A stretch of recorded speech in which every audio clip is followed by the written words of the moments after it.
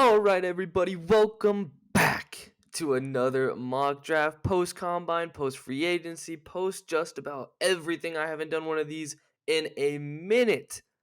I think since the Super Bowl, actually. So, got a lot of new news and just direction of these teams and where they want to go with free agency and everything. So now we have a good grasp of what, these teams actually want to do maybe with these picks. Is it going to be best player available? Is it going to be an actual need? Obviously, here at number one, I mean, we all kind of knew it anyways, but Caleb Williams here at number one. Justin Fields gets traded to the Steelers for a 6th-round conditional pick that might turn into a fourth if he actually plays in Pittsburgh. So, horrible trade value. Did not work out for the Bears at all. But what does work out is they got the Carolina pick from last year. They get the number one overall pick. They get the number one overall player, in my opinion, in Caleb Williams, quarterback out of USC, who has incredible improvisation skills. His arm talent is otherworldly. Like, the only question that you might have, which I don't have questions about, is his leadership. I think his leadership has been shown even at the combine when he's there cheering on his own guys. Like, I think he's got it all. He's just got to put it together. He can improve definitely as a pocket passer, but that's just about really the only thing with him, and that's nitpicking. Here at number two, I've seen a lot of people really like Jaden Daniels here at two because of Marcus Mariota. They're thinking, oh, you'd get a quarterback that's similar to your backup quarterback's play style. Well, that's not entirely true I think. I don't think it's a far reach, but I think Drake May is the second best quarterback in this class. And you can make an argument that he might be the best quarterback in this class. So, quarterback out of North Carolina, Drake May. He is not Mitchell Trubisky. He is not Sam Howell. Don't even try and make those comparisons. The arm talent, the prototypical size, the movement ability, all of it is there for Drake May. Dan Quinn and company, Adam Peters, they've been putting together quite the offseason so far. I'm not going to lie, as a Giants fan, they're starting to scare me a little bit with some of their value signings and even their bigger signings. They've put together a pretty decent offseason so far, and now they're going to go out and grab their quarterback of the future here in Drake May. Pick number three, this one's starting to get a little controversial. Now, there's no trades in this. For one, I don't have PFF Premium or whatever the hell it is because I just don't need it. If we do trades, it's going to end up being over on like NFL Mock Sim or whatever it is. But this pick has started to be a little bit debated. It was like, hey, if we're for sure taking quarterback, they trade Mac Jones. All signs leading to quarterback here. Now, not so much. There's been reports of the Patriots not really liking really QB3 and on in this draft, so maybe they're looking to wide receivers. Now, is that smokescreen or is that real smoke? And when there is smoke, there is fire in the NFL draft. But we do not really know if that's a smokescreen right now. And maybe they're trying to see if they can get a ton of draft capital from a team that wants to move up, maybe like the Vikings, maybe the Giants, the Broncos, the Raiders, even the Saints. Maybe they're looking for one of those teams to really take a shot and move up and give the Patriots a ton of draft capital over the next couple years. Maybe that's the plan. I don't think so. I think this pick is still going to be quarterback three, whether that's Jaden Daniels or JJ McCarthy even. I'm going to take Jaden Daniels, though, here at number three. I think it's 1, 2, 3 for quarterbacks. Jaden Daniels, Heisman winner, showed great developmental skills and traits the past couple seasons down at LSU and Baton Rouge. He's just a dual threat, absolute dual threat, and I think that is so key in today's NFL with elite pass rushers who are just absolute athletes trying to rush the passer, and Jaden Daniels can work around those guys. A little bit slight and lean frame, but get him in an NFL weight room, I think he'll be okay. He beefed up a little bit at the combine. So as pick number four, as it has been all draft cycle, Marvin Harrison Jr., if this pick is not traded. And I think if Marvin Harrison is here at 4 for the Cardinals, why would you trade out of it? I mean, generational wide receiver prospect here. Obviously, his dad, Marvin Harrison Sr., Hall of Famer, doesn't really make Marvin Harrison Jr. any better. But the name's there. He has shown the route running ability, the contested catch ability, just a complete wide receiver prospect. Outside of really the speed, that's really the only question. He's not going to beat you. He is not like a deep threat by any means, like a Malik Neighbors or a Brian Thomas, a Xavier Worthy. But he's got some speed of his own. Here at number 4, Marvin Harrison Jr., no one's surprised there. Pick number 5 for the Los Angeles Chargers and the Jim Harbaugh effect. It's been shown to this point, to say the least. You signed Gus Edwards at running back. You let Austin Eckler go.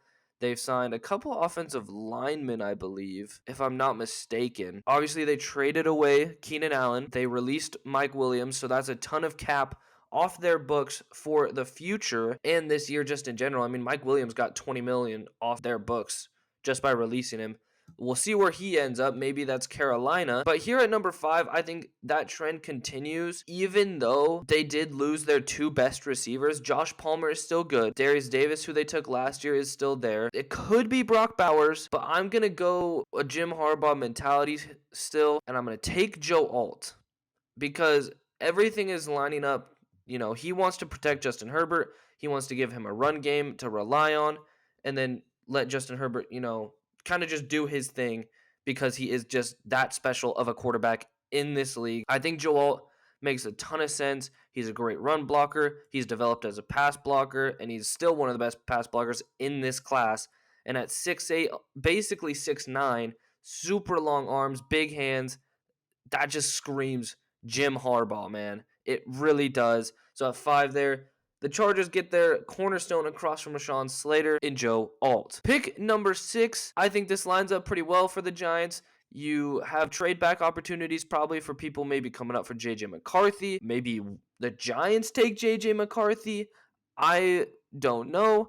But I do think this pick right now is still Malik Nabers. I am not completely hating on the J.J. McCarthy train right now. If that ends up happening, I have full trust in Dable that he could get the most out of him. But Malik Nabers, I think, in a Brian Dable offense just works so well. And here at number 6, you don't have to trade up for him. You just sit, get your guy.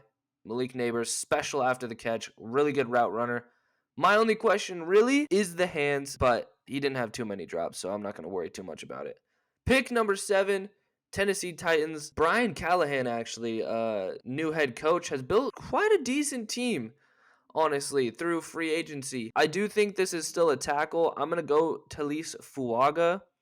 I think Callahan's going to want to really base this team off of a run game, take the pressure off of Will Levis. You have DeAndre Hopkins. Now you have Calvin Ridley. You need guys to protect Will Levis when he's back there to get it to those guys.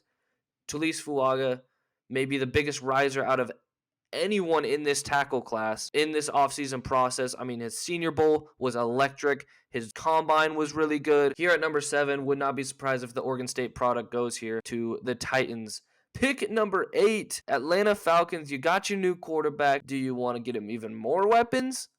I don't think so. I think this is where the first defensive prospect comes off, and it's going to be Dallas Turner, who is now my top defensive prospect in the entire draft class. It was Laiatu Latu for a while just because of his pure pass rushing ability, but I just could not put Dallas Turner in front of him. After that combine, he showed his explosiveness, his true athleticism, and he's just so twitchy.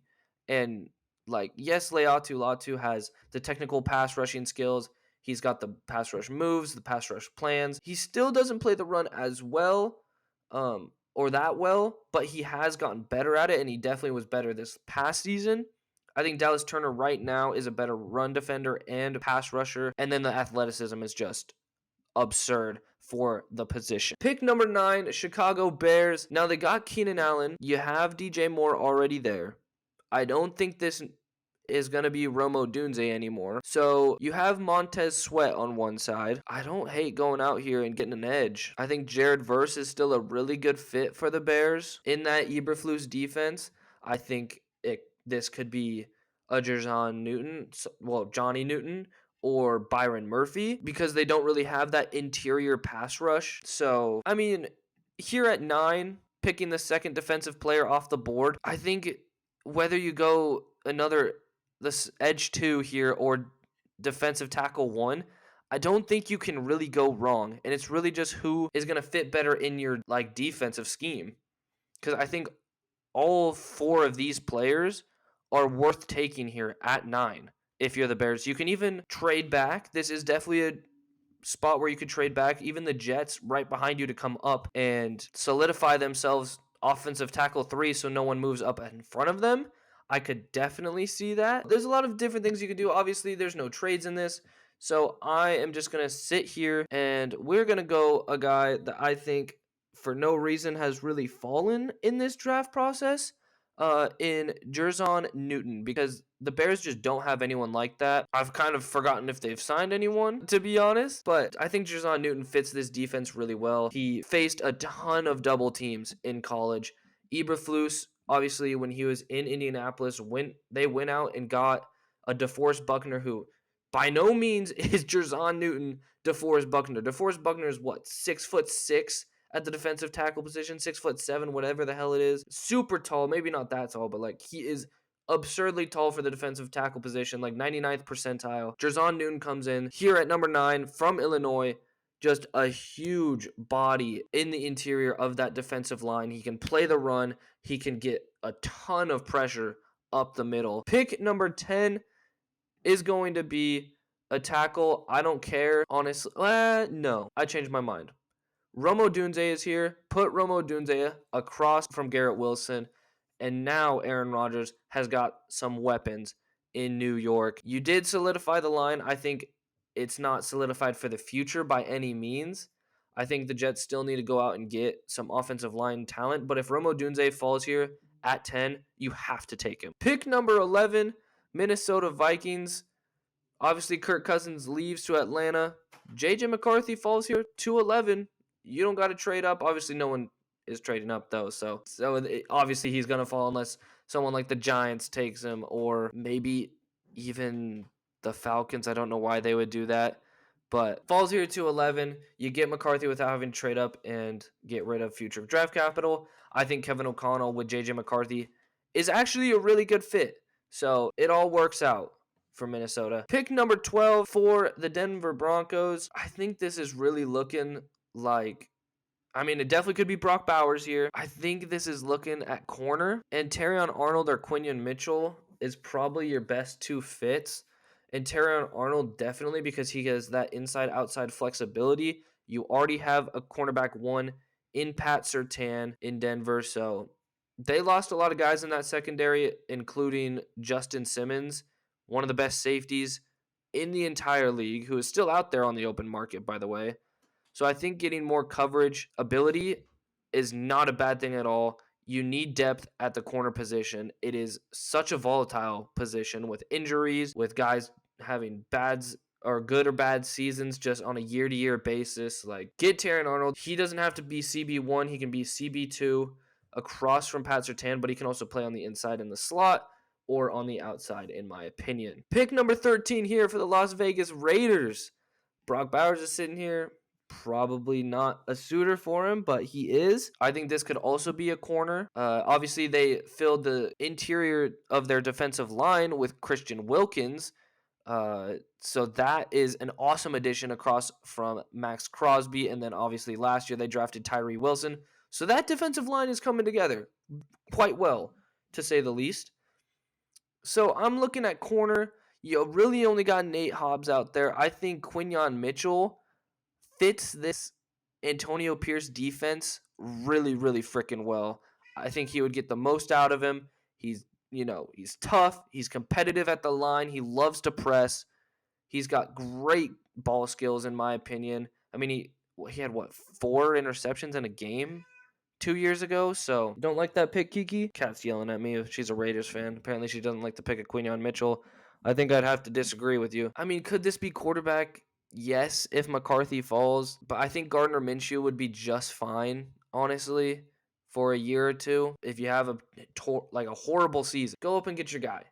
But here at 13, I don't want to waste too much draft capital trying to go up to get someone. And I don't know if the value for Bo Nix here at 13 is good enough to take him. Pick 14 for the New Orleans Saints. Starting to lean tackle. J.C. Latham, Olu Fashanu still here, or Fashanu. Amarius Mims even. You don't know what Ryan Ramczyk, his health is going to be. J.C. Latham feels like a perfect fit in New Orleans. Fashanu, sorry, one of the best pass protectors in this class, if not the best. Did have some really small hands, but still one of the better pass blockers in this draft class. I think this has to be tackle. You got to protect Derek Carr. You got to give Alvin Kamara some run lanes. I'm going to go with best of both worlds here and draft J.C. Latham just because I think the fit is chef's kiss, just impeccable. Great run blocker. Really developed as a pass blocker at Alabama this year, across from Caden Proctor. J.C. Latham is the pick here at 14. Pick number 15. I really like the fit of Brock Bowers. You brought back Michael Pittman as well on a 3-year deal, I believe. You have Josh Downs there. You really don't have a tight end that's going to stop you from taking the best tight end prospect in the entire class and maybe ever, to be honest. Brock Bowers is one of the best tight end prospects you will ever see. He does have run blocking ability, even though it's not that great. The receiving side, though, is unbelievable. His athleticism for the position, his run after the catch ability, his route running is superb. Hands are great. He does not drop balls, and he'll be able to find the open space. It'll be a safety blanket for Anthony Richardson, but a safety blanket that also has the upside to be an elite playmaker at the same time. Pick number 16, Seattle Seahawks are going to take Michael Penn. No, I'm playing. I do think, though, Troy Fautanu, I think that's how it is Fautanu, right? It's not Fatanu. Troy Fautanu had maybe the best offensive lineman performance at the combine. You could argue, in my opinion, I think he did. He was fantastic. His 40 time was really good. His 10-yard split was good. His on-the-field workouts were fantastic. That's where I was like, okay, this guy pushing top 10 prospect, to be honest. Maybe he plays tackle. People really think he's going to be able to play guard really well. I think he could do both. He could be your depth tackle, but he can slot right in at right or left guard. And, I mean, you lost Damian Lewis, so there is that as well. Definitely a big hole to fill. And Troy Fautanu fills that hole and then does a lot more for you with his athleticism. He can be a great puller in the run game. He showed that he is a fantastic pass blocker while he was at UW. Part of the best, offensive line in the country last year. They got that award. So Troy Fautanu was one of the biggest, was one of the biggest components of that offensive line. And Seahawks keep him in Seattle at pick 16. Pick number 17 for the Jacksonville Jaguars. I think Fautanu could have been a really good get here for them. If he fell, you need DB.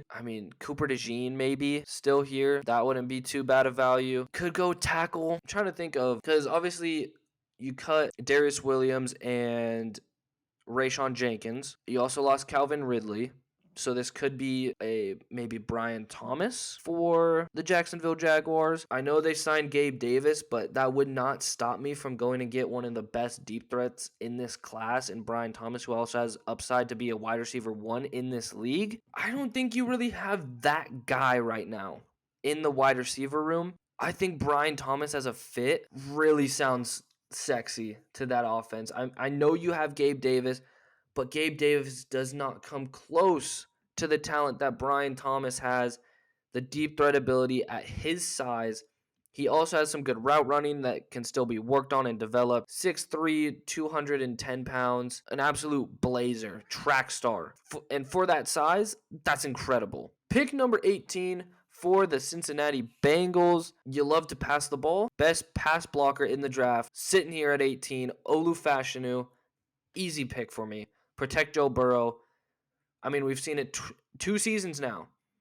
He's either, when he's healthy, taking him to the Super Bowl or the AFC Championship, or he's been hurt because of the line not being able to protect him. So, get the best pass blocker in the draft. Easy pick for me. Pick number 19 is the Los Angeles Rams, and they lost Aaron Donald this week to retirement.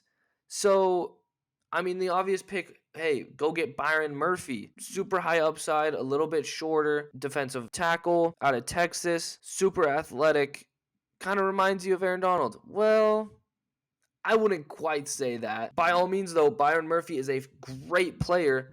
I just think there's bigger holes on this roster than interior defensive line, and you also got guys like it's Colby Brooks, isn't it? Byron Young last year that they got who looked really really good. Like they got some guys on that defensive line still. I think the secondary and their tackles are a little bit of a question mark still. Obviously you signed Kevin Dotson, or you brought him back, I should say. They brought in Jonah Jackson. You have Steve Avila. So the offensive line's coming together. I think it could use one more piece, maybe an Amarius Mims.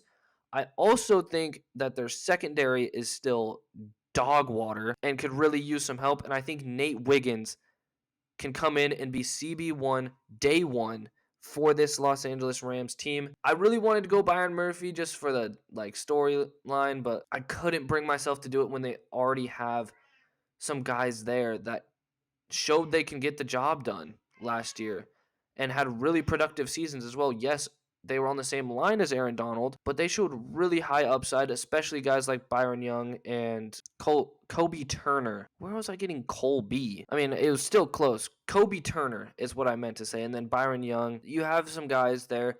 And this class, I really like the depth that it has actually at the edge position, so you could definitely go and get someone across from Byron Young. Pick number 24, the Steelers. They obviously got Russell Wilson and Justin Fields, so quarterback is not quite a need.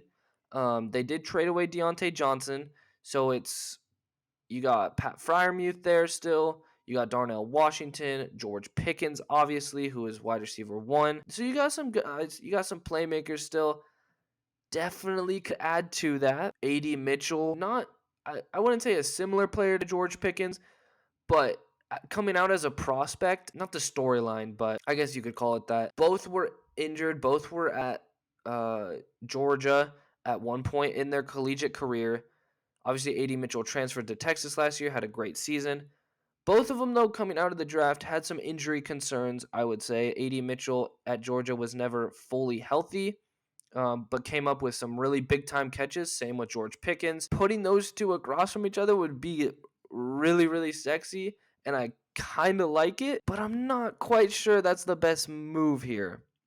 Cam Hayward is, getting older, and Byron Murphy is sitting here, and he's probably the best player available. I am going to go Byron Murphy. Definitely, there could be a lot of different directions you could go here.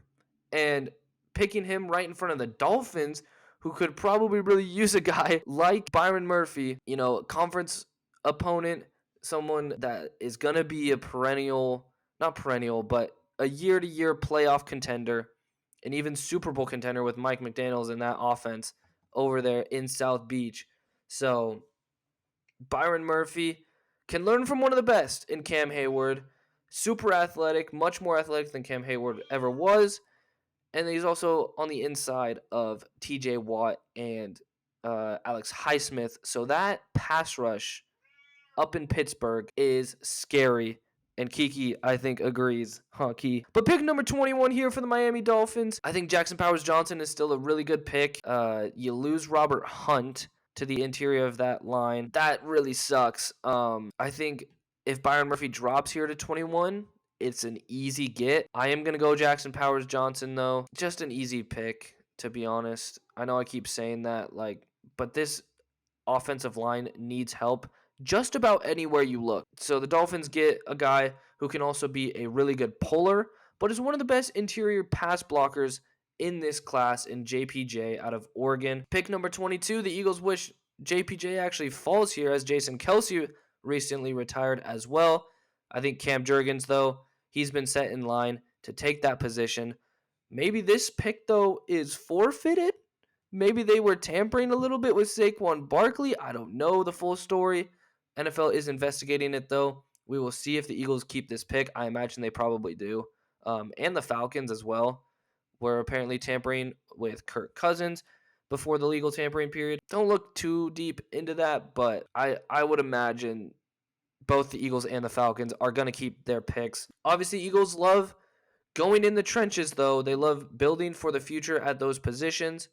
No one really here that I'm willing to take, maybe Graham Barton to slide in at a guard position, but I don't know if you take Graham Barton thinking he's going to sit. I think he's a plug-and-play guy right now. So I'm going to go against Howie Roseman and the Eagles strats, our usual draft strategy, I should say.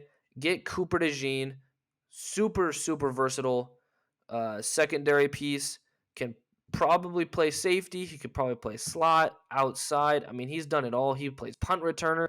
They need more depth and just talent in that secondary room. Cooper DeJean definitely adds that. 23, Minnesota Vikings second pick as they traded up are into the back of the first round with the Texans who traded out, who had the pick from Cleveland. Obviously, you got J.J. McCarthy with your first pick. Still need some work on the defensive side. You added Jonathan Grenard. You re-signed Harrison Smith or restructured or re-signed. I don't know. Harrison Smith is still there, though. Definitely getting older. A Kool-Aid McKinstry would be really interesting. I think in a Brian Flores offense, though, you just need more pass rush, and the best pass rusher in the class, in my opinion, is still here in Laiatu Latu, and I really like that. Even if you have Jonathan Grenard, I don't think that stops you from taking a Laiatu Latu for the future and just how young he is. Everything checked out at the combine, so health is good, and hopefully the future is good for Laiatu Latu, who I think is a special player coming off the edge. Pick number 24 here for the Cowboys. You lose Tyler Smith, does he move to tackle? I don't know. Get another big-time developmental guy. I think Amarius Mims is a really good fit here. Yes, this could be receiver, absolutely. Keeping A.D. Mitchell in Texas. It could be a Keon Coleman, Jalen Polk, Xavier Legette. Any one of these guys, really. If you like Troy Franklin enough, I don't in the first round, but just with their history, what Jerry Jones loves to do, I think Amarius Mims really fits here, can be a developmental piece. Who I also think could probably start week 1, maybe. We'll see what he looks like in the offseason once he goes to a team, if he could actually do that. But they've developed offensive line there so well. I mean, over the course of that franchise's history, they've always been able to develop offensive linemen. So I have no doubt they could get the most out of Amarius Mims. Unfortunately, as a Giants fan, because he is a mammoth of a human being and would be an absolute stone wall if he reached his full upside. Pick number 25 here for the Packers.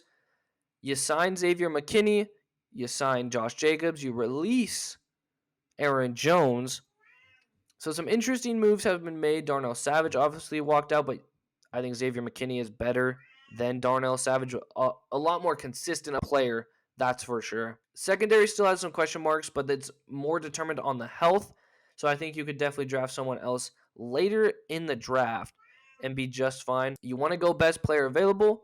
Jared Verse here could be the future behind Preston Smith to be across from Rashawn Gary. You lost John Runyon Jr. I don't think that's too big of a loss. But if you really wanted to kind of cement that interior a little bit more, I think Graham Barton, who's a versatile offensive line piece, could be a really nice fit here for the Packers, as Kiki agrees with me again. So I think that's what we're going to go. You lose some interior pieces.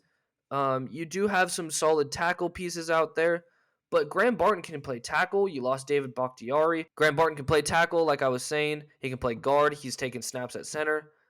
I think he comes in and is a plug-and-play day one starter at guard. Super good pass blocker, above average run blocker. I think this fits what the Packers want to do. Pick number 26, the Tampa Bay Buccaneers. I think Jared Verse, keep him in the state. You don't really have a lot of edge talent right now. Shaq Barrett left the building. Joe Tryon-Sharinka hasn't really worked out. So get Jared Verse, edge one, the day he walks in the building. Best power rusher in the entire class, in my opinion. His speed to power in his pass rush is an absolute weapon, and he's really good against the run as well. So pick number 27, Cardinals' second pick of the draft. Obviously, we got Marvin Harrison earlier. They made a nice signing in Sean Murphy-Bunting, who could play on the inside or the outside. I think he better slotted on the inside, but you still need some secondary help. And Kool-Aid McKinstry, man, I love, and this is a great value pick. He falls probably because due to injury and Terrion Arnold just being an absolute baller on that Alabama secondary last season. But Kool-Aid McKinstry is a damn good corner himself. Still in contention for cornerback 1 in this class, in my opinion. Goes here at 27 to the Cardinals. Great value. Pick number 28 for the Bills. You lost Gabe Davis. They did re-sign Dion Dawkins, which was pretty nice, I thought. Lost Mitch Morse. A lot of different directions you could go. I think A.D. Mitchell would be really fun, though. Across from Stephon Diggs. Kind of similar builds. In a way, A.D. Mitchell a little bit taller, maybe a little bit faster. And this is more than an upgrade over Gabe Davis. Even though you lost him, this is a big-time upgrade as Kiki.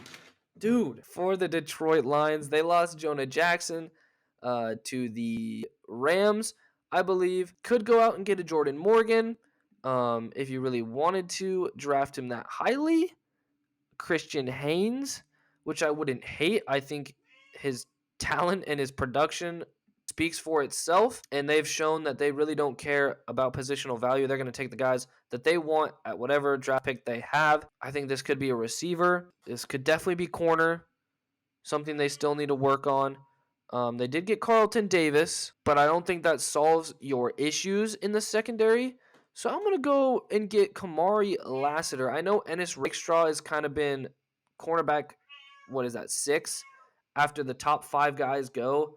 I just really like Kamari Lassiter. He can play inside or out. Maybe you think he best fits in at the slot position. Detroit just gets a hell of a ball player in the secondary, and Kamari Lassiter here at 29. Pick number 30 for the Baltimore Ravens. Odell Beckham has already said he is not returning to Baltimore. You do have Zay Flowers there. Mark Andrews will be back.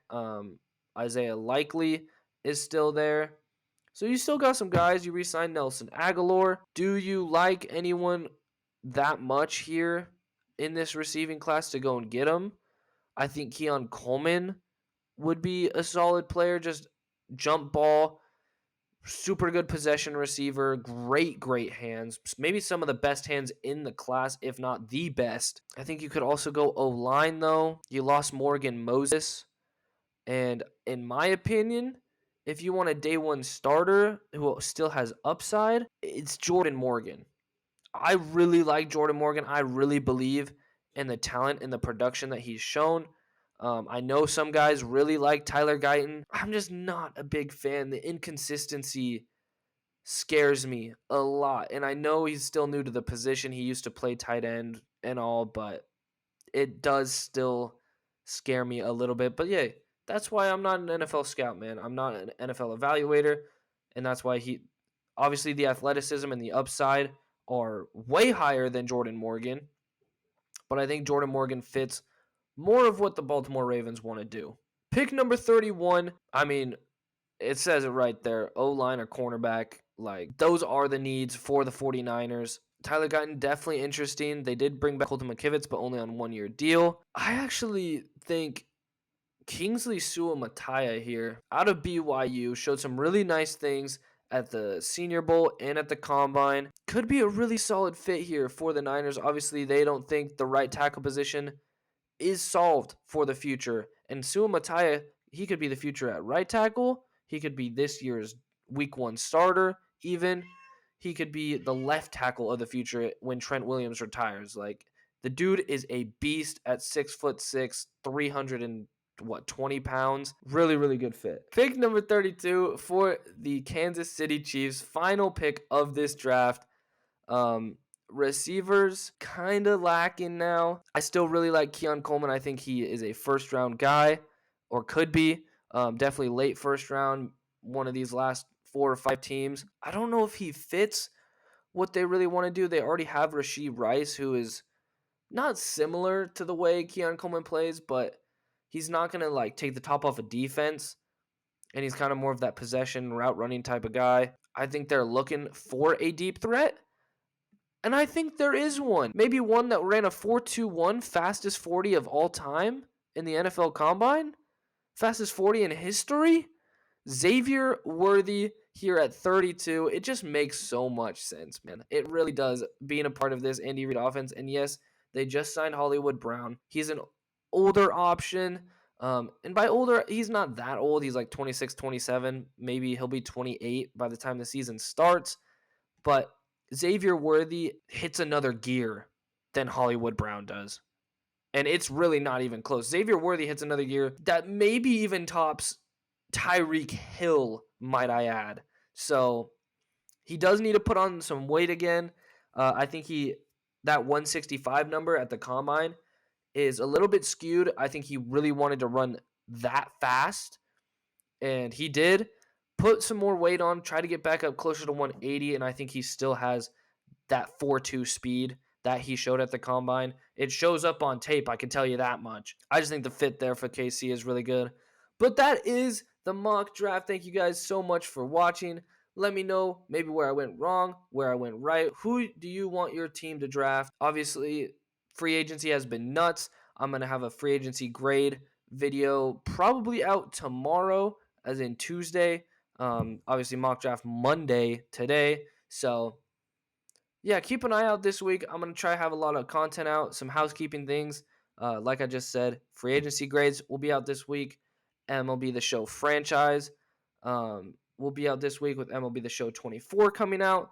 Team to be revealed on my Twitter probably today. So if you're watching this on Monday or if you're watching this tomorrow on Tuesday, I've most likely already revealed the team that we will be, I guess, rebuilding and taking control of in our franchise series for MLB The Show in the next 24 hours, basically. So yeah, man. Big things to come on the channel. Wide receiver rankings. We're gonna start doing positional rankings a lot more now that the combine and pro days have simmered down a little bit. We know a lot more about these prospects, and we can finally give final position rankings ahead of the draft. So thank you guys so much for tuning in. I hope you guys enjoyed. Hope you guys are having a great day. I'll see you in the next one.